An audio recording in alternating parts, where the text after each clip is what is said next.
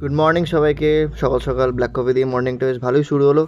তারপরে জিমে প্র্যাকটিস করাতে করাতে হঠাৎ জিমে নিজে দিকে চোখে পড়লো কি সুন্দর ওরা খড় দিয়ে প্যানেল রেডি করছে। কালকে আমাদের বাঙালিদের অনেক বড় একটা দিন, সরস্বতী পুজো।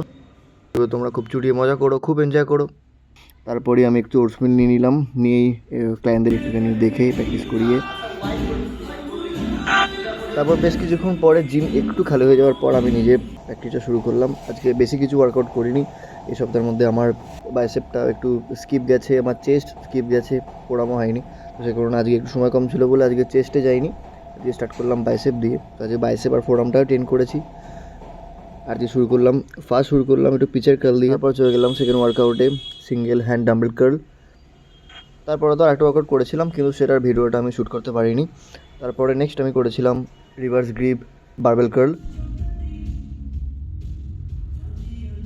আশা করছি এবার এরকম ছোটো ছোটো মিনি ব্লগ আমি রোজে বেশ করে দিতে পারবো।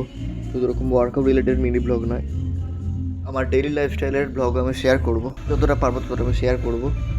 আর আগে এরকম আমি ইউটিউবে চ্যানেলও খুলেছিলাম, কিন্তু ইউটিউবের চ্যানেলও একটা টাইমের পর আমার সেইভাবে গ্রো করেনি। তারপর কোথাও যেন ডিমোটিভেট হয়ে গিয়ে আমি সেইখানে ভিডিও করাও বন্ধ করে দিয়েছিলাম।